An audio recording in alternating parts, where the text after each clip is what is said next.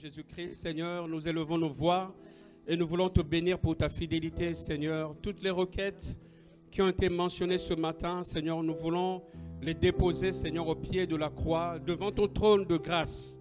Et nous savons, Seigneur Jésus-Christ, que toute grâce et tout don parfait, Seigneur, descendent d'en haut. Seigneur, je te prie, Seigneur, de répondre à nos requêtes. Les requêtes secrètes et ceux qui n'ont pas pu mentionner, Seigneur, tu connais leur cœur. Tu connais leurs pensées, Seigneur. Je te demande de les visiter puissamment. Seigneur, nous voulons te prier aussi, Seigneur, pour la famille Georges, Seigneur Jésus-Christ. Pose ta main sur ce couple. Là où ils sont, Seigneur, visite-les. Tu es le Dieu Tout-Puissant et tu ne changes pas. Seigneur, tu as donné des promesses à l'Église et nous croyons qu'aujourd'hui, Seigneur, tu as entendu nos prières. Seigneur, tu vas répondre à toutes tes promesses parce que tu es Dieu. Seigneur, nous laissons entre tes mains nos bien-aimés qui sont partis en Belgique pour cette conférence. Seigneur, qu'ils soient transformés, qu'ils soient transformés, qu'ils soient transformés. Alléluia. Par la puissance de la parole, que le Saint-Esprit puisse descendre sur eux. Alléluia. Qu'ils soient complètement délivrés et libérés. Dans le nom de Jésus-Christ. Alléluia. Nous avons besoin, Seigneur, de voir ta main qui agit, ta face, Seigneur Jésus-Christ, parmi nous. Nous voulons te prier, Seigneur, pour les enfants. Nous voulons te prier, Seigneur Jésus, pour ceux qui cherchent un travail. Nous voulons te prier, Seigneur, pour ceux qui sont malades. Seigneur, nous voulons te prier pour la restauration des familles, des couples, dans le nom puissant de Jésus-Christ. Alléluia. Seigneur, nous voulons te prier pour les rétrogrades. Nous voulons te prier pour les étudiants. Alléluia. Nous voulons te prier, Seigneur, que tu puisses nous poser ta main, Seigneur, sur nos visiteurs de cette année 2023, Seigneur. Alléluia. Transforme leur vie. Prends soin de leur vie. Alléluia. Glorifie-toi dans leur vie. Seigneur, nous croyons, Seigneur, que l'œuvre que tu as commencée dans nos vies, Seigneur, tu l'achèveras. Parce que tu es fidèle. Parce que tu t'appelles fidèle. Et mon âme te bénit. Et mon âme te glorifie. Tu ne changes pas, Dieu de gloire.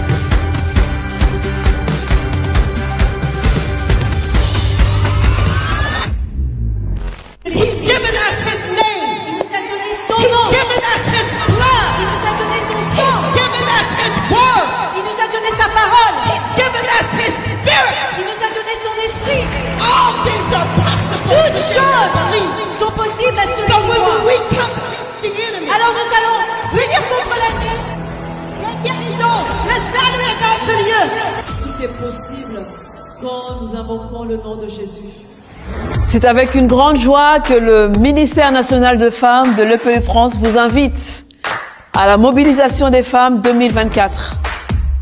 Ici même, à Romilly-sur-Seine. Et vous savez ce qui se passe lorsque les femmes se lèvent, prient et se rassemblent. Un déploiement de puissance se déverse depuis le ciel jusque sur terre. Ce ne sera pas juste une mobilisation, un renouvellement de l'esprit. La restauration est là, la guérison est là, la victoire est là. Et nous sommes plus que victorieuses ensemble. Ne manquez pas ce rendez-vous le 27 janvier 2024 avec notre invitée spéciale, la sœur Claudette Walker, une femme puissante dans l'esprit.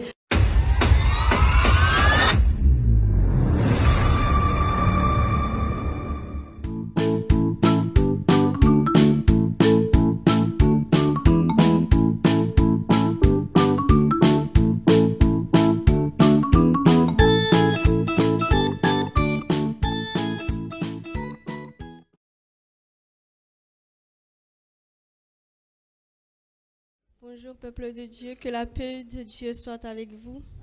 Je suis là pour les annonces, du moins pour faire la continuité. Je tiens à donner un petit témoignage concernant la mobilisation des femmes. J'ai eu ma victoire ici à cette réunion-là, donc je vous encourage à venir et à recevoir votre victoire également. Alors, je vais commencer par les inscriptions pour les camps des enfants qui aura lieu le mois de juin 2024. Vous pouvez dès maintenant commencer à donner votre participation. Il me semble que c'est à peu près 100 € par enfant. Donc, si vous donnez dès maintenant 10 € par mois, ça vous coûtera beaucoup moins cher. Et je vais aussi dire, pour ma part, j'ai envoyé la première année mes enfants, ils sont venus avec le Saint-Esprit. L'année dernière, j'en ai envoyé encore, ils sont venus avec le Saint-Esprit. Donc, envoyez vos enfants pour que vous ayez des flèches dans vos maisons. Pour la retraite des jeunes, ça sera le mois de mai. C'est de 12 à 25 ans. On y va, on revient, mais on est transformé totalement. Donc, c'est au mois de mai 2024. Vous pouvez également commencer dès maintenant à donner 10 € par mois. Vous rapprochez auprès de Séverin et de Raphaël pour cela, pour avoir plus de précision. Pour les candidats au baptême, il aura lieu le 3 décembre. Vous pouvez vous faire baptiser. Pour cela, il faut commencer les études. Vous pouvez vous rapprocher auprès de Pasteur et de Sœur Pauline. Tous les jeudis et vendredis, nous avons une chaîne de prière. Vous pouvez garder les mêmes horaires comme on avait commencé, donc ça serait très bien. Ou sinon, si vous avez des impossibilités, vous pouvez changer, il n'y a pas de souci par rapport au créneau horaire. Soyez bénis.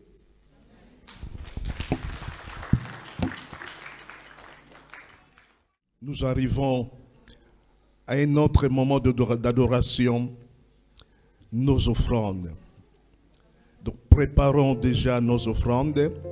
C'est aussi une forme d'adoration à notre Seigneur Jésus-Christ.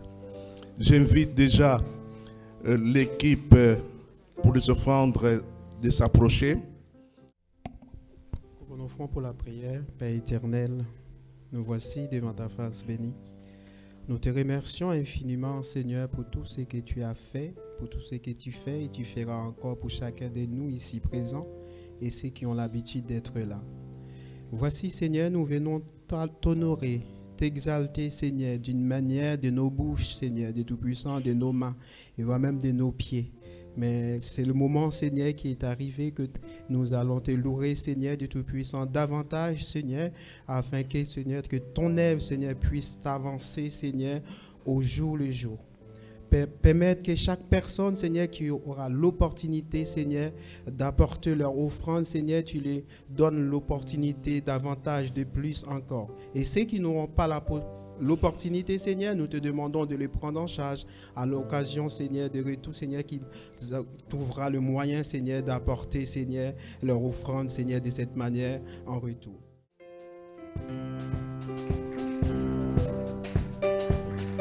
Alléluia. Nous allons chanter Jésus-Christ est fidèle. Il est fidèle chaque jour. Il est fidèle dans ta vie. Il est fidèle dans ton travail. Tous les jours, Jésus est fidèle. Amen. Je veux chanter de tout cœur les merveilles de mon papa Yahweh. Il m'a ôté des ténèbres. Il m'a délivré de tout péché. Je veux chanter de tout cœur les merveilles de mon papa Yahweh. Il m'a ôté des ténèbres. Il m'a délivré de tout péché. Je veux chanter de tout cœur les merveilles de mon papa Yahweh. Il m'a ôté des ténèbres.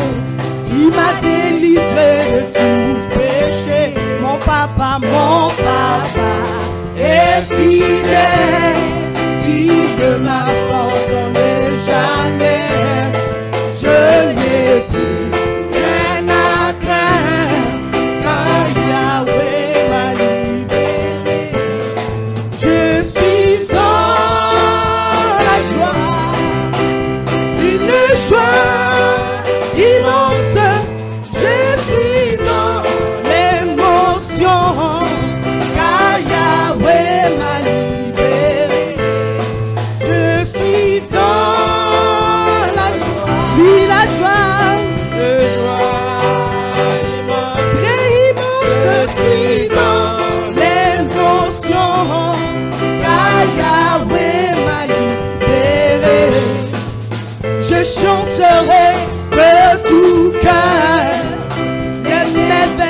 de mon papa Yahweh. Il m'a ôté des ténèbres, il m'a délivré de tout péché. Je chanterai de tout cœur les merveilles de mon papa Yahweh. Il m'a ôté des ténèbres, il m'a délivré de tout péché. Mon papa est fidèle, il ne m'abandonne jamais. Je n'ai plus rien à craindre, car Yahweh m'a libéré. Je suis dans, oui, la joie, une joie immense. Je suis dans l'émotion, car Yahweh m'a libéré. Je vais faire encore, je vais faire encore, alléluia. Il guérit les maladies, ressuscite les morts. Il est puissant pour sauver, il ne change pas. Je vais faire les miracles, les miracles. Je vais faire encore, je vais faire encore. Je vais nous bénir, je vais faire encore, je vais faire encore. Alléluia. Il guérit les maladies, ressuscite les morts. Il est puissant pour sauver, il ne change pas. Je vais faire les miracles, les miracles. Je vais faire. Loué, gloire à Jésus, péché, moi effacé. Loué, loué, loué, loué, loué, gloire à Jésus, péché, moi effacé. Loué, loué, loué, loué, loué, amen, alléluia. Loué, loué, loué, amen, alléluia. Chantez, chantez, chantez, amen, alléluia.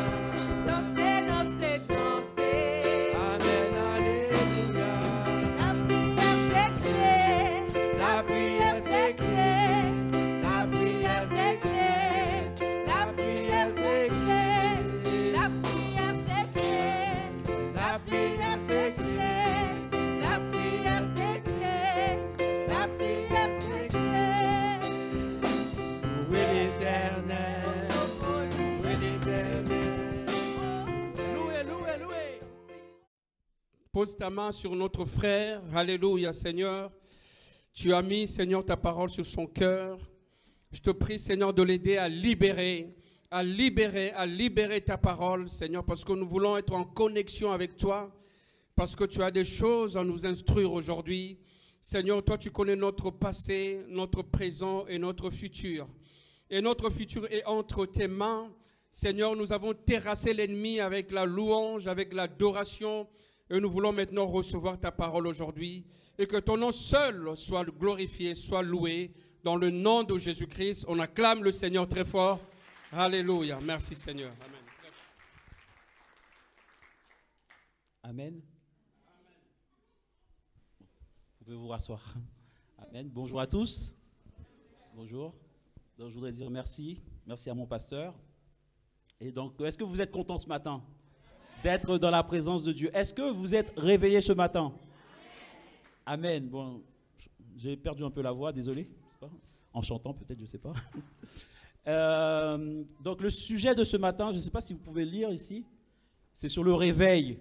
Le réveil, c'est pour ça que je vous ai demandé si vous étiez bien réveillés ce matin. Le réveil, j'ai mis pas de réveil sans réveil. Pas de réveil sans réveil. Amen. Amen. Donc, nous allons lire un passage dans Éphésiens 5, verset 14. C'est pour cela qu'il est dit, « Réveille-toi, toi qui dors, relève-toi d'entre les morts, et Christ t'éclairera. » réveille-toi, toi qui dors. Je ne sais pas ce matin s'il y en a qui dorment, mais on va se réveiller ensemble. Amen. Amen. Et vous savez que nous prions pour le réveil. Nous prions souvent pour le réveil. Nous prions pour le réveil dans l'Aube, le réveil dans notre église, le réveil à Provins. Et le mois dernier, ce mois-ci, nous avons prié pour la région PACA. Je ne sais pas si vous vous rappelez, nous avons, il y a 2 semaines, la région PACA, la région Provence-Alpes-Côte d'Azur, avec Marseille, Aix-en-Provence, Nice, etc. Nous avons prié pour qu'il y ait un réveil, pour que Dieu pose sa main sur les maires, sur les responsables, les autorités locales, pour que Dieu renverse toutes les forteresses. Est-ce que vous croyez que Dieu peut renverser toutes les forteresses? Amen. Les forteresses de Romilly, les forteresses de l'Aube, parce que nous voulons un réveil en France, nous voulons un réveil apostolique en France. Amen. Et vous savez, mais qu'est-ce qu'un réveil? Quand je vous parle de réveil, pas de réveil sans réveil.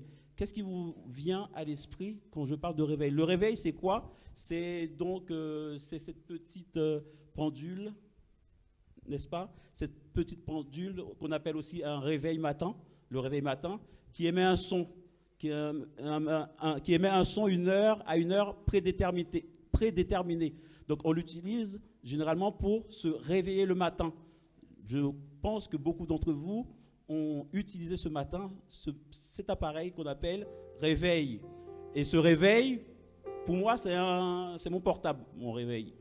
Pour d'autres, ça peut être une montre, ça peut être la radio, ça peut être l'ordinateur. Donc, nous utilisons souvent cet objet pour nous réveiller.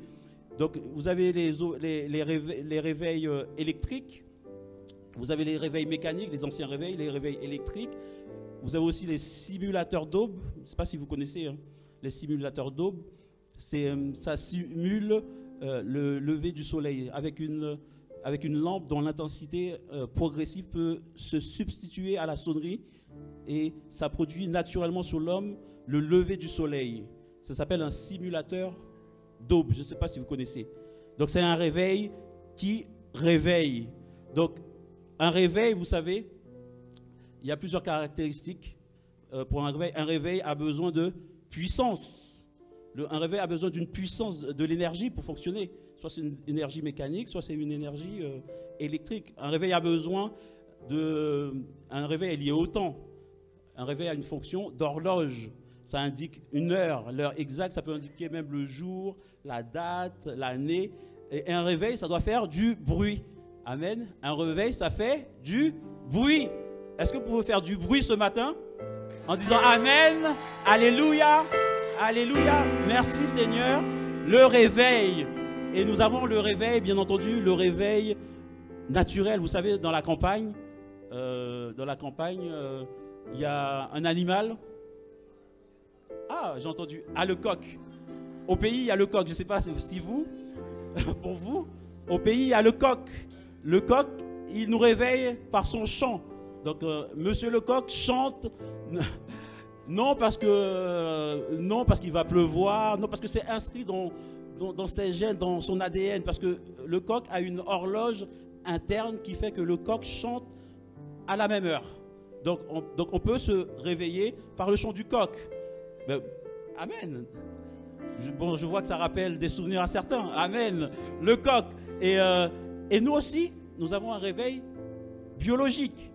Nous avons aussi un réveil interne, mais il y a beaucoup de facteurs. Ça dépend de à quelle heure on s'est couché, qu'est-ce qu'on a mangé le soir, c'est quoi notre état d'humeur, notre santé, c'est quoi, est-ce qu'on est en bonne santé ou pas, est-ce qu'on a le moral, est-ce que au niveau des sentiments, souvent quand les personnes qui sont amoureux, parfois ont du mal à s'endormir.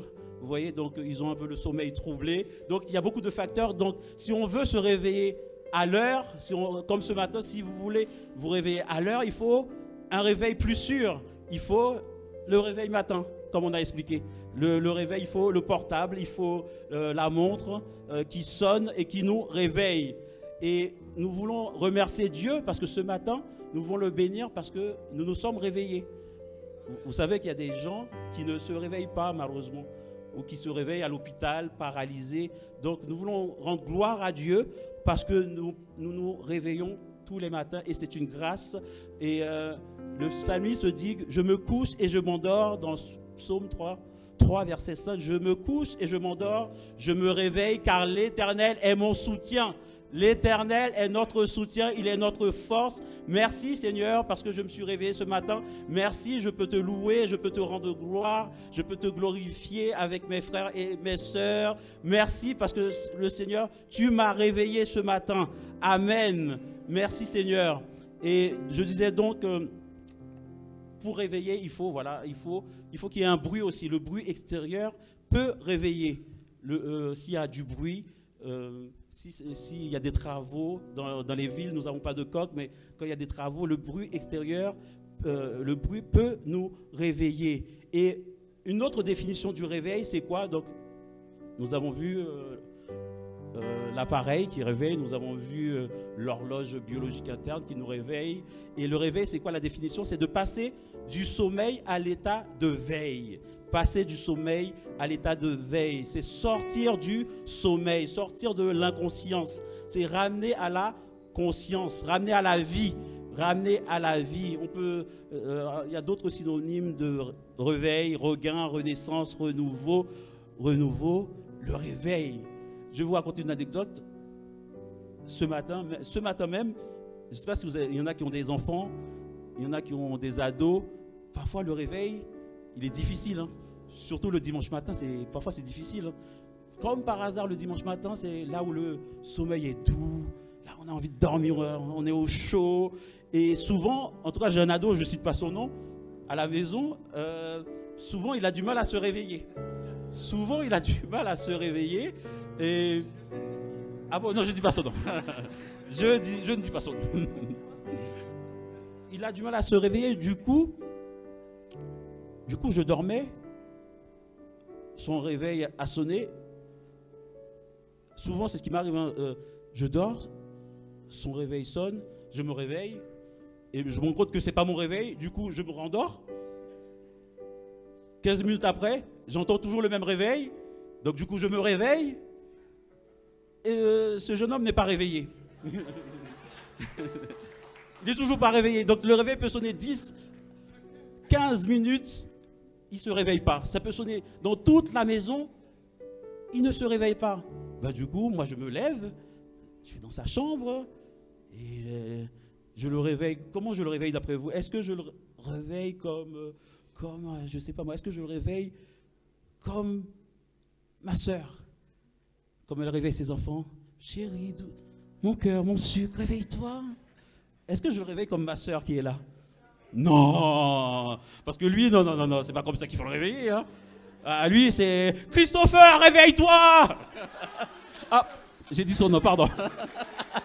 Réveille-toi, on va être en retard, réveille-toi. Ben, c'est comme ça, on est obligé, pour certaines personnes, de faire du bruit, de secouer la personne pour la réveiller, sinon la personne ne se réveille pas. Amen. Là, je vous raconte tout ça, c'est pour vous expliquer. Je vous explique des choses dans le naturel, pour vous expliquer des choses spirituelles. C'est de la même façon, spirituellement, on peut être endormi et on a besoin d'un réveil. Une personne qui nous réveille. Un bruit, il faut qu'il y ait un choc, il faut qu'il y ait quelque chose pour nous réveiller. Et c'est ce que le passage nous dit hein, dans Éphésiens 5, verset 14. « Réveille-toi, toi qui dors, réveille-toi d'entre les morts, et Christ t'éclairera. » Amen. Le réveil. Amen. Est-ce que vous êtes réveillés ce matin? Est-ce que vous êtes réveillés ce matin? Amen. Le réveil.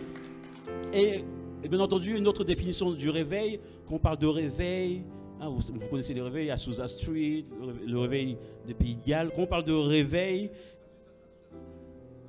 ils ne connaissent pas. Le réveil à Azusa Street, oui, c'est en Californie, c'est la rue. Oui, au début du XXe siècle, 1900 voilà, 5, 6, oui, à Azusa Street. Et ça a commencé avec un noir qui s'appelle William Seymour.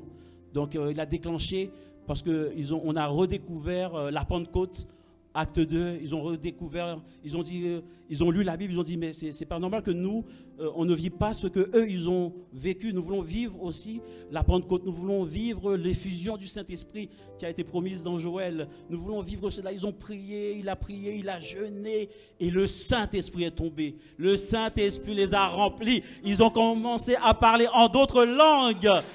Amen. Le Saint-Esprit les a remplis, l'Esprit de Jésus les a remplis. Et ce réveil est aussi pour nous.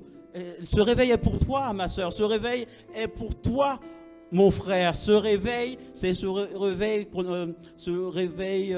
on les appelle les revivalistes de l'anglais. Et ce réveil, cette définition du réveil, c'est ce regain de zèle pour la vérité, pour la croissance spirituelle, pour la mission. C'est un réveil spirituel, c'est un mouvement de l'esprit. Et l'esprit, nous savons, c'est l'esprit de Jésus. Il est éternel, il est le même, il n'a pas de commencement, il n'a pas de fin. C'est le même esprit qui a agi il y a 2000 ans. Ce même esprit peut agir encore. Ce même esprit peut te toucher encore. Ce même esprit peut te visiter encore. Ce même esprit peut te remplir ce matin encore. Il faut avoir la foi. Si tu as la foi, il peut toucher ton cœur. Il peut te remplir et tu peux commencer à parler dans d'autres langues. Il faut le croire parce que cette promesse, elle est aussi pour toi, pour nous, pour nos enfants. Alléluia. Merci Seigneur pour ce réveil. Et souvent, quand nous prions pour ce réveil, pour qu'il y ait des âmes qui se convertissent, pour que les âmes se détournent du mauvais chemin, pour que les âmes retournent vers le Père. Parce que le Père, c'est un Père qu'il aime. Il nous attend, il t'attend. Si tu ne le connais pas encore, il t'attend, il est là, il étend ses bras. Il attend que tu viennes à lui. Nous voulons ce réveil dans notre église. Nous voulons ce réveil à Romilly, dans l'Aube, dans la France. Nous voulons ce réveil, un réveil apostolique. Nous voulons ce réveil. Alléluia. Merci Seigneur. Merci Seigneur. Le réveil, je vais souvent dire ce mot, le réveil. Amen, ce matin. Et vous savez, quand on lit la parole, la première fois où on parle de sommeil et donc de réveil, c'est dans Genèse. Genèse, le livre du commencement de toutes choses, de la création, etc. Et on peut lire dans Genèse, au Jardin d'Éden, il y avait déjà un réveil. Nous allons lire rapidement, je vais lire pour vous. Rapidement, Genèse 2, versets 7 à 8. Je lis pour vous. L'Éternel Dieu forma l'homme de la poussière de la terre, il souffla dans ses narines un souffle de vie et l'homme devient un être vivant. Puis l'Éternel Dieu planta un jardin en Éden du côté de l'Orient et il y mit l'homme qu'il avait formé. Donc avant que Dieu donne la vie à Adam, avant que Dieu donne la vie, Adam était, vous imaginez Adam comme une statue sans vie. Il était comme mort. Et Dieu va insuffler son souffle de vie. Vous savez, c'est comme quand on fait du bouche à bouche pour sauver quelqu'un. Dieu va faire comme s'il faisait du bouche à bouche à Adam. Il va souffler son souffle de vie et Adam devient une âme vivante. Et Adam, on imagine que Adam a donc dû se réveiller. Et qu'est-ce que Adam il a vu? Il a vu Dieu. Il a vu Dieu. Dieu est lumière. Il a vu la gloire de Dieu. Dieu, c'est un être glorieux. Et Adam était couvert de cette gloire. Cette gloire qu'on ne peut même pas expliquer, qu'on ne peut même pas comprendre, qu'on comprendra un jour lorsqu'on le verrait tel qu'il est. On le verra, on sera tête à tête avec lui. C'est notre espoir ce matin. Si nous sommes réunis, si nous avons fait l'effort de nous réunir, c'est pour lui, c'est pour Jésus, c'est pour le rencontrer un jour. Amen. Nous avons cette foi, nous avons cette espérance. Donc Adam a vu notre Seigneur, notre Maître.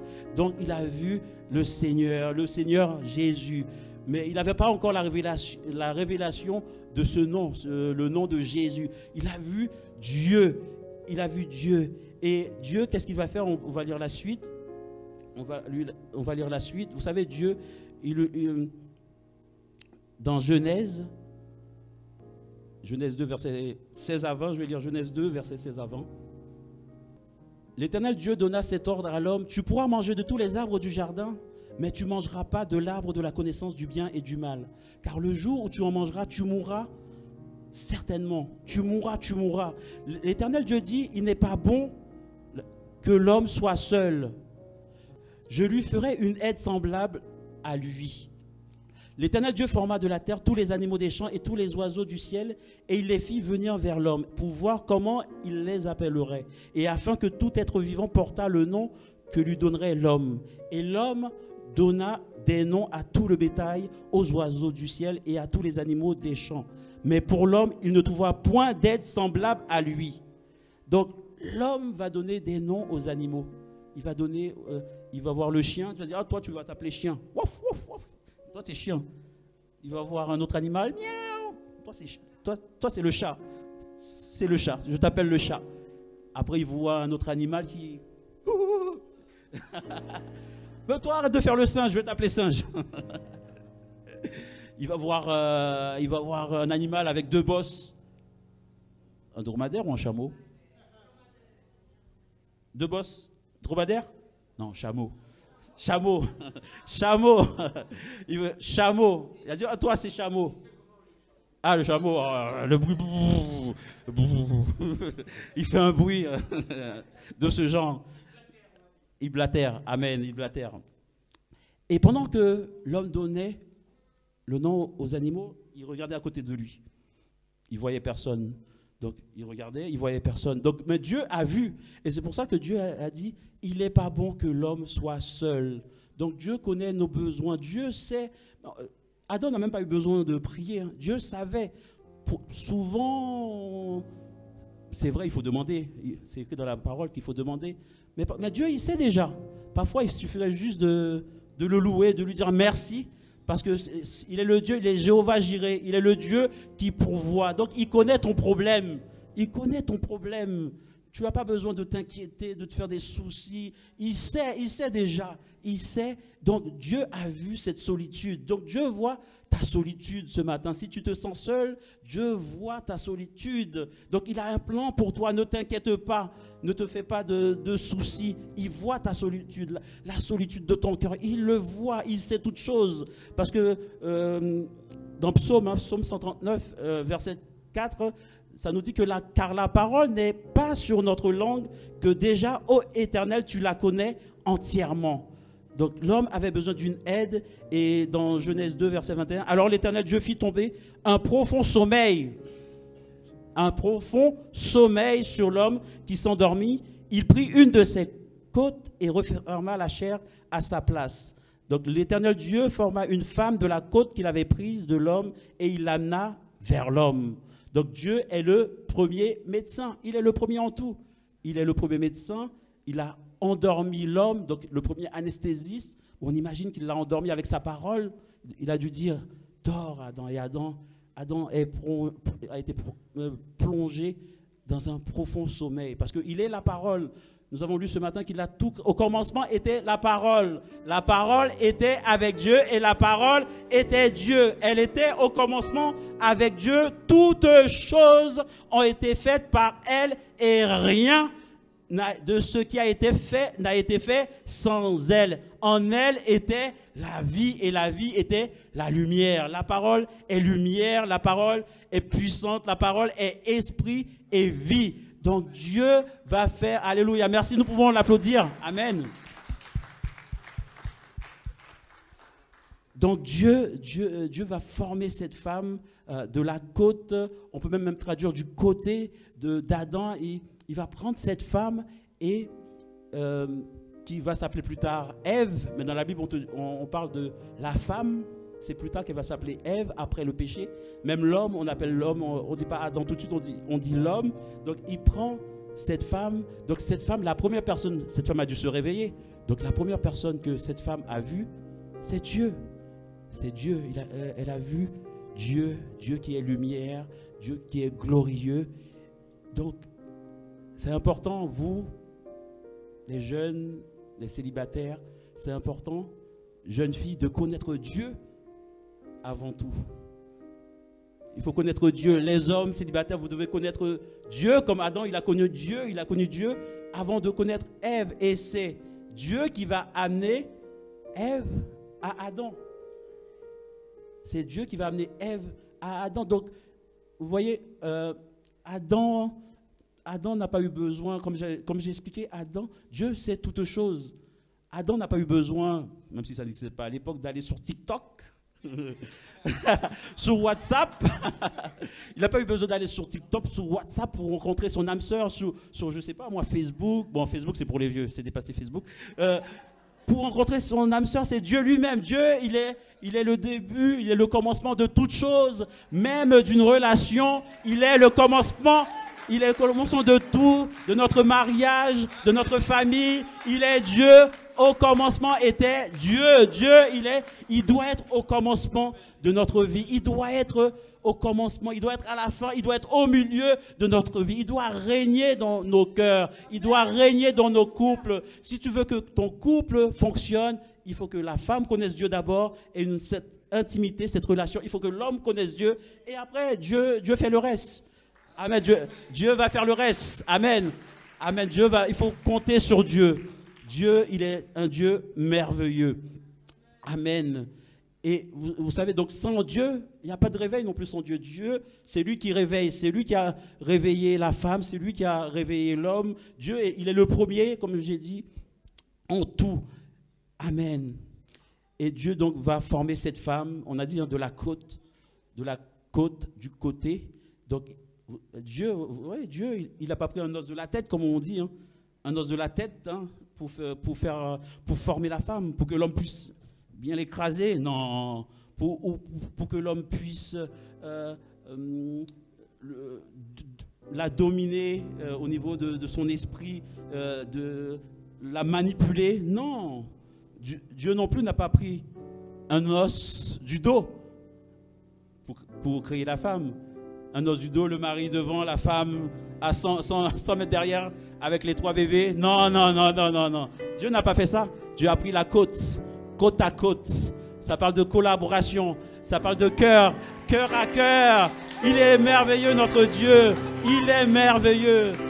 Rendons-lui gloire. Amen.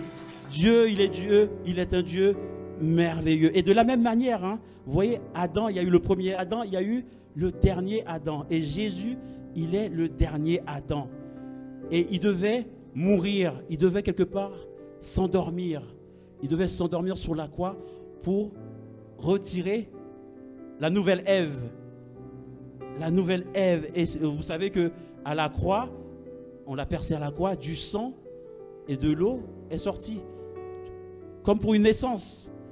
Oui, Ève. Qui est Ève d'après vous? Qui est Ève d'après vous? La nouvelle Ève. Qui est Ève? Elle est là, Ève, la nouvelle Ève. L'Église. L'Église est la nouvelle Ève. L'Église, elle est belle, elle doit être...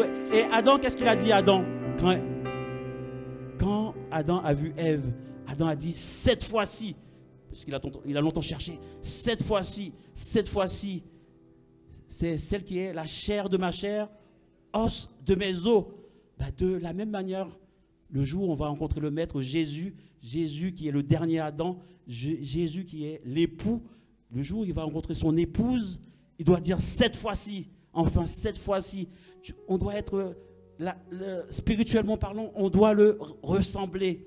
Parce que ce Dieu, c'est un Dieu saint. On doit être comme lui. On doit être semblable à lui. On doit marcher sur ses pas. On doit faire ce qu'il a fait. Amen. On doit être humble comme il est humble. On doit être pur comme il est pur.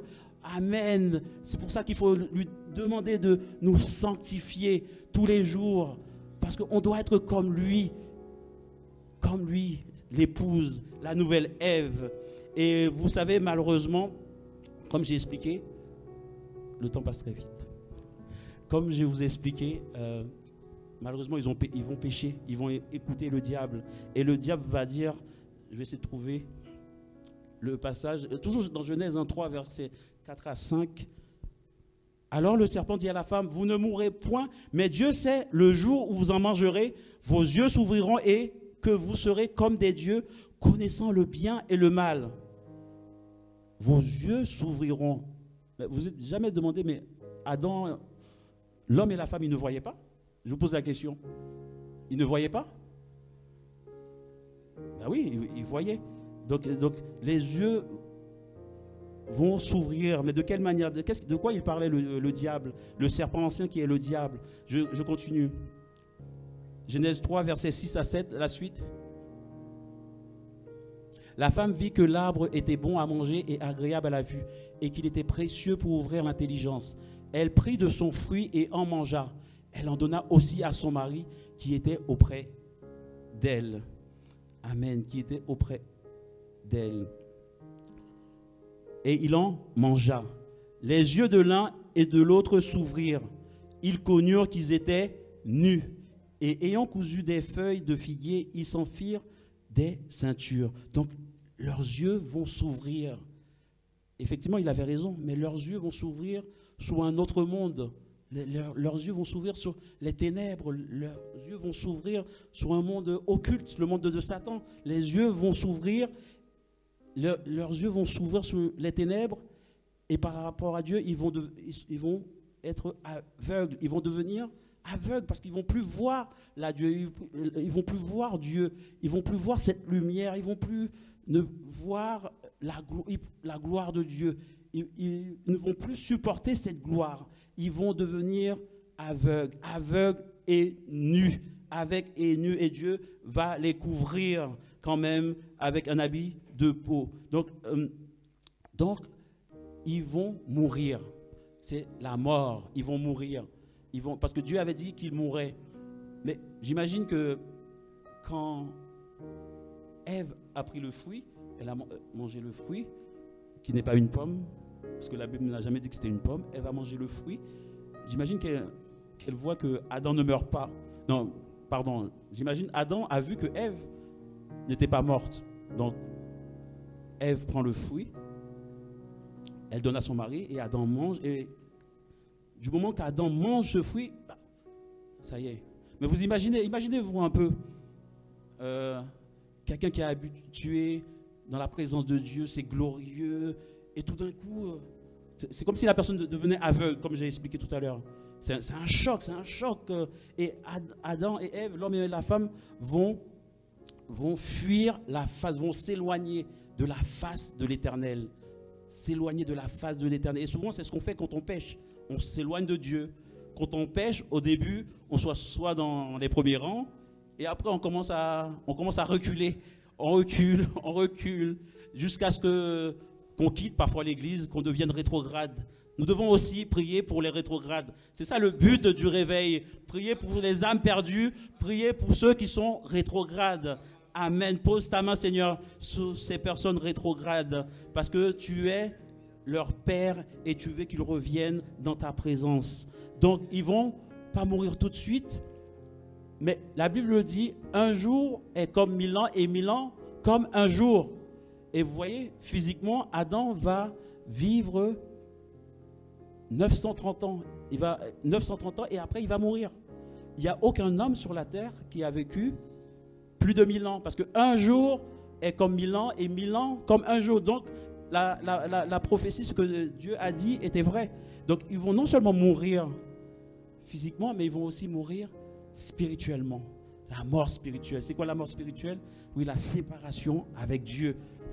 La séparation éternelle avec Dieu. C'est quelque chose de terrible, être séparé totalement avec Dieu. Vous savez, même si il y a des perdus, mais il y a quand même, Dieu est quand même là, hein, il y a quand même sa présence. Hein, il y a quand même sa présence, même si les personnes sont perdues et ils éprouvent quand même de l'amour les uns pour les autres.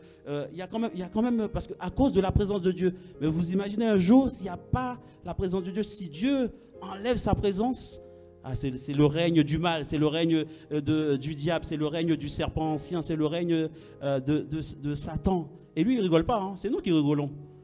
C'est nous qui rigolons. Lui, il ne rigole pas. Il connaît la valeur d'une âme pour Dieu.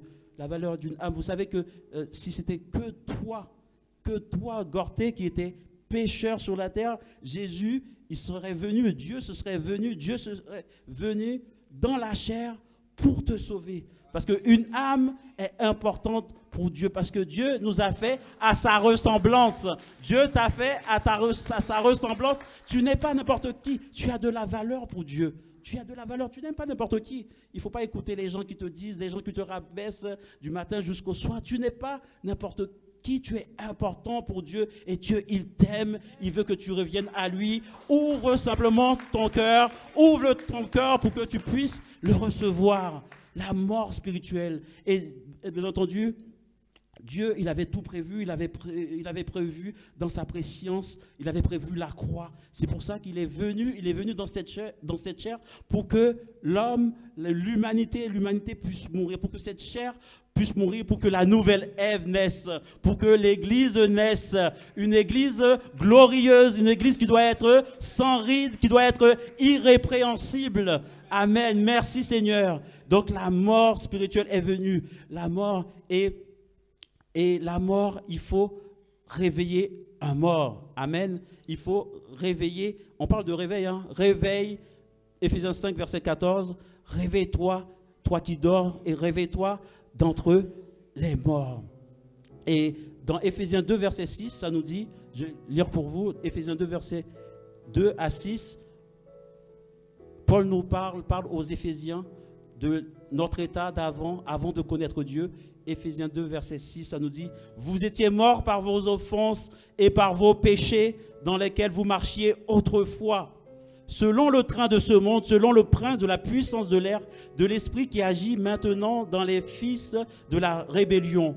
Nous tous aussi, nous étions de leur nombre et nous vivions autrefois selon les convoitises de notre chair, accomplissant les volontés de la chair. » Voilà, vous étiez morts par vos offenses et par vos péchés, dans lesquels vous marchiez autrefois selon le train de ce monde, selon le prince de la puissance de l'air, de l'esprit qui agit maintenant dans le fils de la rébellion. Nous tous aussi, nous étions de leur nombre et nous vivions autrefois selon les convoitises de notre chair, accomplissant les volontés de la chair et de nos pensées. Et nous étions par nature des enfants de colère, comme les autres. Amen. Mais Dieu qui est riche en miséricorde, à cause du grand amour dont il nous a aimés, nous qui étions morts par nos offenses, nous a rendus à la vie avec Christ. C'est par grâce que vous êtes sauvés. Amen. Il nous a ressuscités ensemble et nous a fait asseoir ensemble dans les lieux célestes en Jésus-Christ. Amen. Amen. Donc, grâce à son sacrifice, nous sommes passés de la mort à la vie. Dieu nous a réveillés. C'est une forme de réveil, de passer de la mort à la vie. C'est une résurrection, c'est une nouvelle naissance. Nous sommes nés de nouveau lorsque nous recevons le Seigneur par la foi. Nous recevons le Seigneur par la foi, nous le recevons dans notre cœur. Nous nous repentons de nos péchés, de nos iniquités. Nous nous baptisons au nom de... Nous nous baptisons au nom de Jésus. Au nom de Jésus, nous nous baptisons et quand nous le demandons, il nous remplit de son esprit. Amen. Il nous remplit de son Esprit Saint et qui nous aide à marcher dans la sainteté. Parce que Dieu, c'est un Dieu saint. Il veut qu'on soit saint. Parce qu'il dit, soyez saints car je suis saint. Le Père est saint. Jésus est saint. Donc Jésus nous réveille. Il nous réveille, il nous fait passer de la mort à la vie. Mais très souvent, malheureusement, on a tendance à s'assoupir. On a tendance à s'assoupir. Avant, on avait la flamme quand on vient de recevoir Dieu. On a la flamme quand on vient de se convertir. On veut partager ça avec les autres. Mais avec le temps, il arrive parfois qu'on s'assoupisse. Et c'est ce qu'on parle du sommeil spirituel.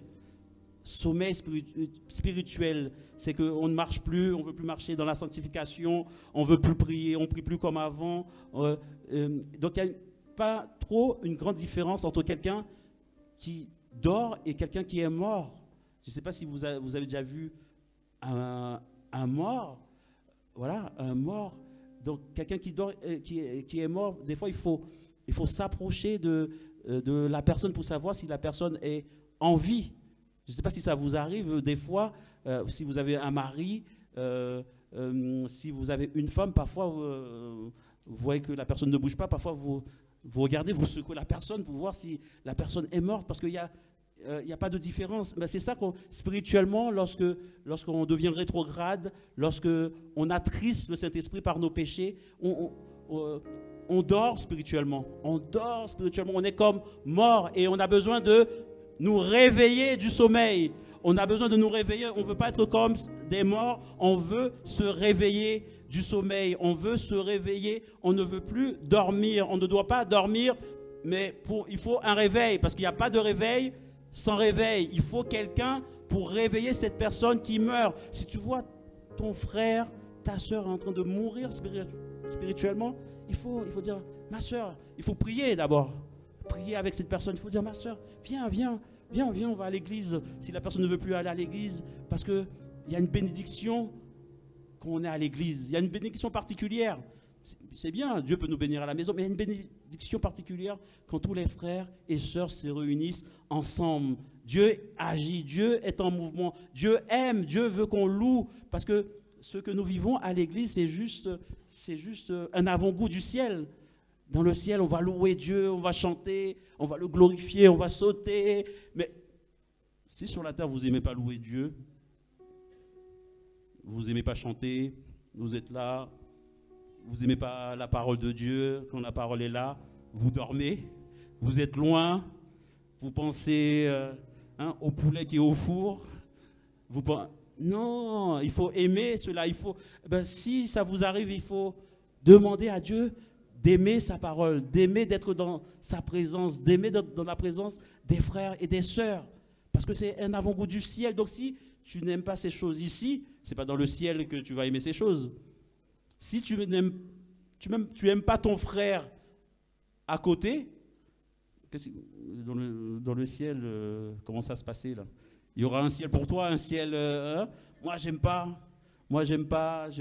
Non, il faut aimer cela. Amen. Aimer être dans la présence de Dieu. Donc, il ne faut pas dormir, il faut se réveiller spirituellement. Parce que lorsqu'on dort, physiquement, on ne sait pas ce qui se passe à l'extérieur lorsqu'on dort. On ne sait pas ce qui se passe, surtout si on dort profondément, comme certaines personnes, je ne cite pas de son nom. Tu ne sais pas, cette personne, tu peux rentrer dans sa chambre, tu peux toucher son ordinateur, parce que quand il est réveillé, attention, il ne faut pas toucher les manettes et tout. Mais quand il dort, tu peux. Mais spirituellement parlant, si quelqu'un dort, voilà, on n'est pas à l'abri des attaques de l'ennemi. On est exposé à Satan, on est exposé au diable, on est exposé à la chair. Parce que nous avons 3 ennemis, le monde, la chair et Satan. C'est pour ça qu'il faut se réveiller. Mes frères et sœurs, réveillons-nous. Et réveillons-nous parce que le Maître arrive. Le Maître arrive. Vous avez vu, Adam et Ève, vous avez vu que Ève, la femme, a été réveillée et c'est là que Dieu a institué le mariage.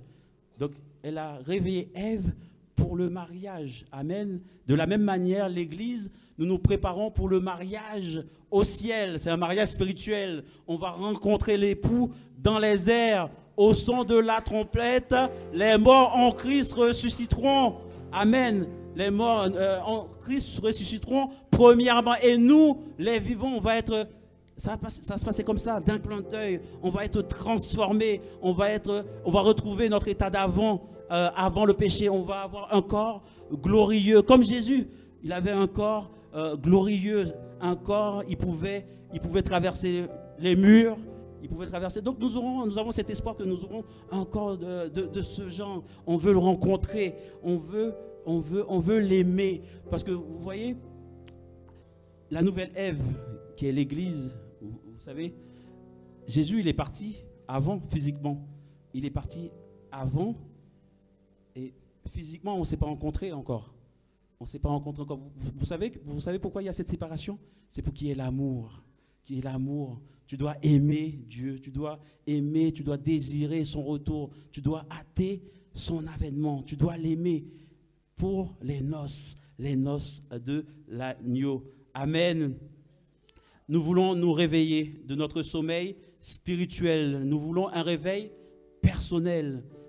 Un réveil personnel est nécessaire pour un réveil familial, pour un réveil communautaire. Et Dieu veut nous utiliser comme réveil, comme une trompette pour aller sonner, pour réveiller ceux qui sont morts spirituellement, ceux qui sont endormis. Le réveil, c'est nécessaire. Et quand vous regardez l'histoire de l'Église, ce sont des cycles de réveil, d'endormissement.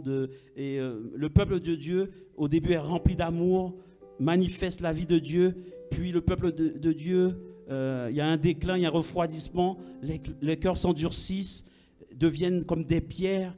Et le Seigneur est obligé de les châtier, de châtier son peuple. Moi, je ne veux pas être châtié par le Seigneur. Je veux toujours avoir ce cœur pour lui. Et après le châtiment, les enfants de Dieu crient à l'Éternel pour implorer sa miséricorde. Et Dieu vient à leur secours. C'est tout un cycle. Nous voulons arrêter ce cycle. Nous voulons être toujours éveillés, être réveillés pour aller réveiller les autres. Et il y a des choses qui sont nécessaires pour aller réveiller les autres. Il faut être soi-même réveillé. Il faut un réveil personnel. Et nous avons prié tout à l'heure, la prière, c'est clé. C'est-à-dire la prière, c'est la clé. La prière, c'est la base de toute chose. De tout réveil, la prière est la base. Il n'y a pas eu de réveil, il n'y a pas de réveil personnel sans la prière. Il n'y a pas de réveil communautaire, on va dire, sans la prière. Tous les grands hommes de réveil, ils ont plié le genou, ils ont prié, ils ont jeûné, ils ont pleuré pour avoir un réveil. Nous voulons ce réveil, nous voulons prier, jeûner pour les membres de nos familles qui ne sont pas sauvés, pour nos enfants qui ne sont pas sauvés. Nous voulons prier, jeûner pour eux. Il faut la prière, il faut avoir cette soif, comme j'ai expliqué, l'amour de Dieu, l'amour de la parole. Il faut avoir cette humilité, être humble, reconnaître qu'on est pécheurs, reconnaître que nous sommes foi, qu'on a besoin d'être renouvelé par Dieu. Il faut avoir la foi. La foi, c'est une clé. Il faut avoir la foi. Sans la foi, il est impossible de lui être agréable. Il faut avoir la foi d'un réveil, parce que rien n'est impossible. Rien n'est impossible à Dieu, parce qu'il est le même hier, aujourd'hui et éternellement. Nous voulons nous repentir, il faut la repentance, nous repentir de nos fautes, être soumis à la parole. Si Dieu nous dit d'aller à droite, nous allons à droite. Si Dieu nous dit d'aller à gauche, nous allons à gauche. Pour un réveil, il faut la sainteté, la sanctification. Il faut que nous nous sanctifions pour qu'on puisse voir un réveil. Église, nous avons besoin de nous réveiller. Nous avons besoin de nous réveiller, nous avons besoin d'être une trompette pour réveiller les autres. Nous avons plein d'exemples dans la parole. Dieu a souvent utilisé des prophètes avec l'esprit prophétique, et ces prophètes ont crié comme Ésaïe 58:1, verset 1 nous dit: crie à plein gosier, ne te retiens pas. Crie à plein gosier, Ésaïe 58, verset 1. Crie à plein gosier, ne te retiens pas. Élève ta voix comme une trompette et annonce à mon peuple ses iniquités, à la maison de Jacob ses péchés. Ésaïe, Dieu a utilisé Ésaïe pour réveiller son peuple, pour que son peuple revienne à lui. Et Dieu veut nous réveiller pour que nous revenons à lui. Si vous sentez que vous êtes endormi spirituellement, que c'est plus comme avant, vous n'avez plus le feu comme avant, il faut plier le genou, il faut demander de l'aide à Dieu, qu'il remplisse nos cœurs, qu'on ait cette soif, cette faim de sa parole. Amen. Il a utilisé donc ces hommes, Ésaïe, il a utilisé Noé en son temps. Noé, c'est un homme de réveil. Noé a obéi à la voix de Dieu. Dieu a demandé quelque chose, c'est ça la foi. Noé a eu la foi. Parce que vous savez, la foi, la folie, vous enlevez le L, il y a foi. Il y a foi, si vous enlevez le L. La foi, on enlève le E aussi. La foi, c'est une folie ce que Dieu a demandé à Noé, parce que Noé était à des kilomètres de la mer et Dieu lui demande grosso modo de construire une espèce de bateau. Une espèce de bateau alors qu'on a des kilomètres de la mer. Dieu lui demande de construire et Noé va partager ça à sa femme, Noé va partager ça à ses enfants et ses enfants vont suivre Noé. Et Noé, c'est un prédicateur, il va prêcher. Il va dire, il va avoir un déluge, Dieu va tout, il va expérimenter toute vie sur terre, venez, il y a de la place dans l'arche. Et l'arche, c'est une image de l'église, hein. Il y a de la place de l'église, il y a encore des chaises vides là, il y a des chaises vides. On doit pleurer, on doit dire, Seigneur, il y a des âmes qui se meurent. Remplis ces chaises, Seigneur. Remplis ces chaises, parce que l'église, l'arche de Noé, c'est une image de l'église. C'est un type de l'église. Et Noé, et vous savez que Noé, il avait des cousins. Noé, il avait des cousines. Noé, il avait de la famille. Et la Bible nous dit que 8 personnes, je ne sais pas combien ils étaient à l'époque, que 8 personnes qui vont rentrer dans l'arche. Et c'est Dieu lui-même qui ferme l'arche. C'est Dieu lui-même. Donc nous sommes dans un temps de grâce. Noé avait trouvé grâce aux yeux de Dieu. Donc nous sommes un temps de grâce, et Dieu nous a dit d'aller. Il faut aller chercher ces âmes qui sont perdues. Il faut aller chercher ces âmes qui sont sur le chemin de la perdition. Et vous savez que Noé, il va avoir le déluge. Et Noé, dans son arche, avec ses enfants, Noé va être comme plongé dans l'eau parce que l'eau va être partout. L'eau va monter, je ne sais pas combien de kilomètres. Le mont Everest, c'est combien? 9000 mètres. Vous imaginez, l'eau va monter à une dizaine de kilomètres. Et cette arche, bien entendu, cette eau était une figure du baptême, le baptême d'eau. Ils étaient dans l'arche. C'est pour cela que nous devons être baptisés. Baptisés, pas dans le titre, comme dit le pasteur, comme dit la parole. C'est même pas le pasteur, comme dit la parole, c'est pas dans les titres. Et vous savez que Noé, il y avait ses 3 enfants, il avait Sem, Japheth et Cham. Il avait ses 3 enfants, ses 3 belles filles, plus sa femme. Et vous savez que Sem, ça veut dire, c'est le nom. C'est le nom. C'est le nom. Amen. Amen. Et ils ont été baptisés avec le nom. Et nous aussi, nous devons être baptisés avec le nom, dans le nom de Jésus. Et quand ils sont sortis de l'arche, c'est la résurrection. C'est la résurrection. Ils sont passés. Le baptême, c'est une image. On passe de la mort à la vie. Vous voyez l'image de l'arche de Noé. Vous voyez quelqu'un qui nage. Il a nagé pendant longtemps. On peut imaginer des gens qui frappaient à la porte, qui frappaient à l'arche, mais c'était trop tard. Donc il est encore temps de nous réveiller du sommeil. Il est encore temps d'aller évangéliser. Amen. Amen. Nous avons beaucoup d'autres exemples. Nous avons Jonas. Nous avons Jonas. Dieu va lui dire, lève-toi Jonas, va à Ninive. Et Jonas, il a été à Ninive. Mais non, il n'a pas été à Ninive, il a été à Tarsis. Et la Bible dit, quand on lit bien la lecture, Jonas, dans Jonas 1, le verset 2, la Bible, verset 3, même Jonas se leva pour s'enfuir à Tarsis, loin de la face de l'Éternel. Loin de la face de l'Éternel, comme Adam, loin de la face de l'Éternel. C'est les petits détails de la Bible. Loin de la face de l'Éternel. Comme Caïn, loin de la face de l'Éternel. Jonas était en train de pécher, de désobéir à la volonté de Dieu. Quelle est ta volonté, Dieu?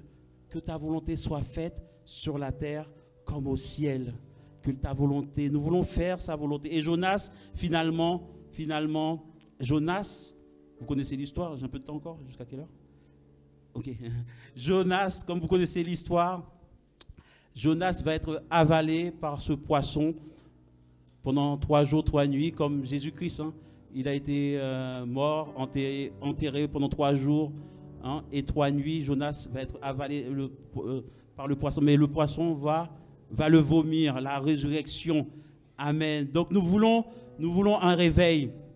Nous voulons un réveil. Nous voulons comme à la Pentecôte. La Pentecôte, ils étaient aussi enfermés. Ils attendaient le Saint-Esprit. Et ils ont été visités. Dans Acte 2, verset 4, ils furent tous remplis du Saint-Esprit. Et ils se mirent à parler dans d'autres langues, selon que l'Esprit leur donnait de s'exprimer. Et le jour de la Pentecôte, on a assisté à la naissance de l'Église. Donc nous voulons ce réveil. L'Église est née dans le réveil. Nous voulons nous réveiller du sommeil. Nous voulons un réveil dans notre famille. Nous voulons un réveil dans notre Église. Nous voulons un réveil à Romilly. Nous voulons un réveil dans l'Aube. Nous voulons, est-ce qu'on est prêt à payer le prix du réveil, le prix dans la prière, dans le jeûne, dans les pleurs, dans les larmes. Nous voulons que des âmes soient sauvées, réveillées, délivrées, libérées. Romains 13, verset 11 nous dit, « Cela importe d'autant plus que vous savez en quel temps nous sommes. C'est l'heure de nous réveiller enfin du sommeil, car maintenant le salut est plus près de nous que lorsque nous avons cru. La nuit est avancée, le verset 12. Le jour approche. Dépouillons-nous donc des œuvres des ténèbres et revêtons les armes de la lumière. » Que Dieu vous bénisse.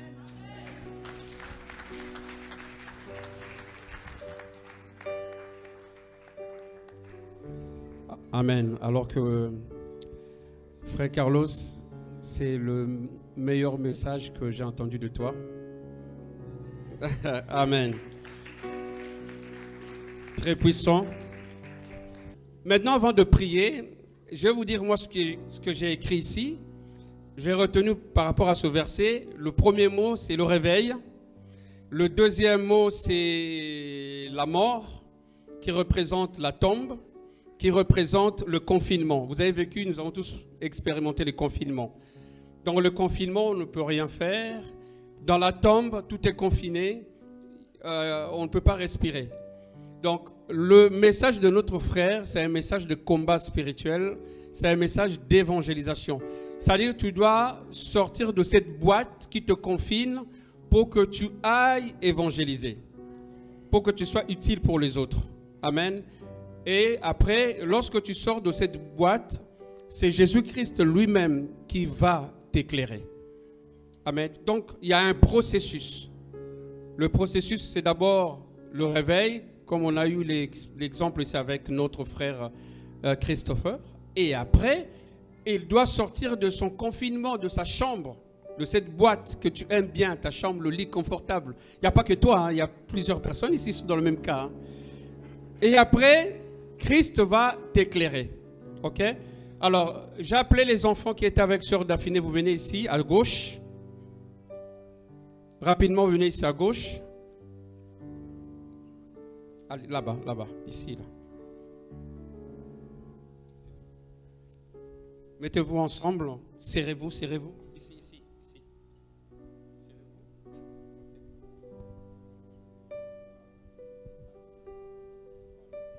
Alors, Genesis, viens, toi tu aimes dormir, viens là, viens t'asseoir là.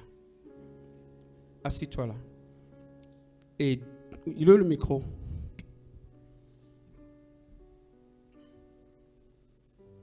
Et tu dors, tu ronfles. Ferme les yeux. Voilà. Ronfle encore. Genesis. Regarde. Et là maintenant c'est Dieu qui lui parle. Il lui dit, Genesis, j'ai une mission à te confier. Tu dis, quoi? Il y a tes amis qui sont en prison. Il faut que tu te réveilles pour aller les libérer. Seigneur, envoie-moi. Amen. Après, ce que Dieu fait. Amen. Et je te donne ma parole. Là-dedans, il y a la puissance. Il y a l'onction. Et va libérer tes amis. Prêche. Soyez libre. Soyez libre au nom de Jésus. Vas-y. Soyez libre au nom de Jésus. Soyez libre au nom de Jésus. Parlez au nom de Jésus. Au nom de Jésus. Au nom de Jésus. Soyez libre. Au nom de Jésus. Amen. Amen. Et c'est ça le verset de frère Carlos. Alors, Dieu réveille Genesis et Genesis va réveiller tous ceux qui sont captifs. Regardez, il était le seul à évangéliser. Maintenant, ils sont 1, 2, 3, 4, 5, 6, 7, 8, 9 à évangéliser. Parce qu'une personne les a réveillés. Amen. C'est ça le réveil. Amen. Maintenant, nous allons répondre à cette prédication et nous allons prier pour nos familles. Vous savez, le réveil vient après le combat. Le réveil vient après une vie de prière. Amen. Le réveil vient après l'infusion du Saint-Esprit. Le réveil vient après une parole révélée. Et le réveil arrive après avoir pardonné. Dis à ton voisin, pardonne. Pardonne. Ouvre ton cœur et pardonne. Et c'est après le pardon que le réveil va venir. C'est-à-dire, à cause de toi, il y a de l'interdit dans ta maison. Comme tu ne pardonnes pas, il y a un blocage. Je prie pour le réveil. Pasteur, nous prions 10 fois. Même si vous priez 100 fois. Le problème dans votre maison, c'est le manque de pardon. C'est pour ça qu'il n'y a pas de réveil. Pardonne et le Seigneur va déverser son esprit dans ta maison. Non seulement tu vas te libérer toi-même, tu vas libérer aussi les autres. Pardonne. Vous devez aimer. Le réveil vient après l'amour.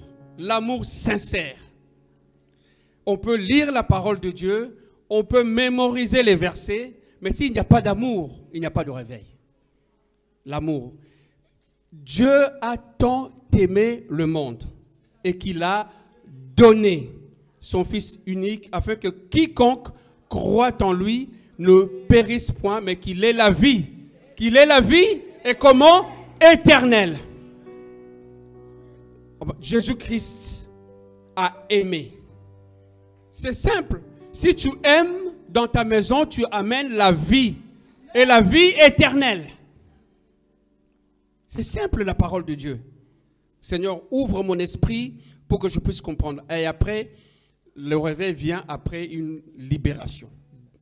Tu es délivré, tu es complètement libéré, le réveil vient. Et c'est ce que nous allons faire ce matin alors que le musicien commence à jouer au piano. Et nous allons venir tous devant et nous allons prier. Nous allons prier pour l'Église, nous allons prier pour nos familles, nous allons prier pour la France, nous allons prier pour nous-mêmes. Seigneur, apporte le réveil dans ma vie. Je veux être un instrument de bénédiction. Le réveil commence par moi, nous levons. Nous allons tous avancer, nous allons prier. Le réveil commence par moi. Amen. Tu pries comme tu n'as jamais prié. Si tu as une situation qui bloque, tu viens par la foi devant et nous allons prier. Je pense que ce message nous concerne tous. Nous avons tous besoin que le Seigneur nous libère de quelque chose. Nous avons tous besoin que le Seigneur libère nos finances, notre vie professionnelle. Nous avons tous besoin que le Seigneur apporte dans nos familles la paix, la joie, l'amour qui nous manque, l'esprit de réconciliation. Seigneur Jésus-Christ, aide-moi, Seigneur, à être libre dans mon esprit, à être libre dans mes pensées, à être libre dans mon âme. Alléluia. Parce que je t'appartiens. Je t'appartiens, Seigneur. Alléluia. Merci, Seigneur. Prions tous ensemble. Amen. Élevons nos voix et prions. Merci, Seigneur Jésus. Gloire à toi, Seigneur. Alléluia. Dans le nom de Jésus. Alléluia. Dans ma vie. J'ai besoin d'un miracle dans ma maison. C'est aujourd'hui. Reçois ton miracle. Amen. Tout dépend de toi, si tu le désires. Seigneur, je suis arrivé à bout, Seigneur. Mais je fixe mes yeux sur cette montagne. D'où me viendra le secours? Le secours vient de l'Éternel.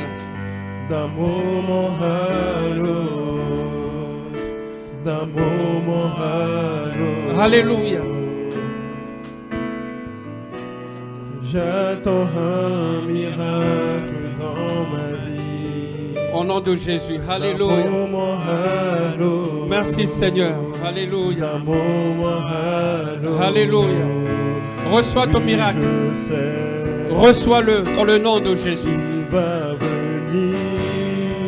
Je sais que tu as beaucoup sacrifié. Je sais que tu as beaucoup pleuré. Mais aujourd'hui, tu peux mettre fin à cette situation. si tu le désires, ce que je désire, dans le nom de Jésus-Christ. d'un moment à l'autre, Qu'il te soit fait selon ta foi. d'un moment à l'autre. Je déclare que je suis assis avec le Seigneur dans les lieux élevés. Amen. Dans ma vie, Et je règne avec le d'un Seigneur. moment à l'autre, Et le serpent ne pourra plus me d'un mordre. moment à l'autre. Satan n'a pas de place dans ma maison. J'attends un Ma maison miracle appartient au dans Seigneur. ma vie. D'un moment à Je chasse l'autre, tout esprit de distraction. d'un moment à l'autre. Je chasse toute maladie au nom de Jésus-Christ. Et je proclame que Jésus-Christ règne maintenant d'un moment à l'autre, et à jamais dans ma vie. d'un moment à l'autre. Seigneur, nous te remercions pour ta présence. Nous te remercions pour le réveil. Le réveil commence par toi. Et il faut que tu décides aujourd'hui. Je ne regarderai plus en arrière. Et je décide de marcher avec le Seigneur. Je me redire à quelqu'un jusqu'au bout. Je veux te suivre, Seigneur. Jusqu'au bout. Même dans les moments difficiles. Je sais que tu es avec moi. Je sais que tu marches avec moi. Tu es mon consolateur. Tu es mon avocat. Tu es mon ami fidèle et tendre. Tu es le Dieu de ma justice. Tu es l'alpha et l'oméga. Tu es le premier et le dernier. Je sais que je suis victorieux. Je suis victorieuse. Et plus rien ne sera comme avant. Je t'aime, Seigneur. Je t'aime, Seigneur. Et j'arrache toutes mes bénédictions. J'arrache toutes mes bénédictions spirituelles.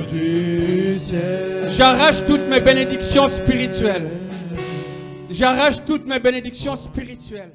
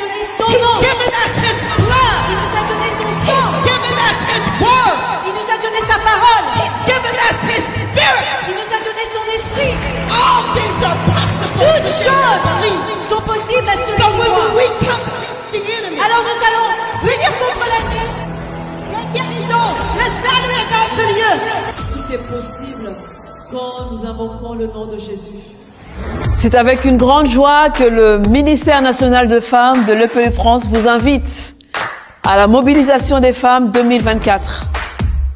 Ici même, à Romilly-sur-Seine. Et vous savez ce qui se passe lorsque les femmes se lèvent, prient et se rassemblent. Un déploiement de puissance se déverse depuis le ciel jusque sur terre. Ce ne sera pas juste une mobilisation, un renouvellement de l'esprit. La restauration est là, la guérison est là, la victoire est là. Et nous sommes plus que victorieux ensemble. Ne manquez pas ce rendez-vous le 27 janvier 2024 avec notre invitée spéciale, la sœur Claudette Walker, une femme puissante dans l'esprit.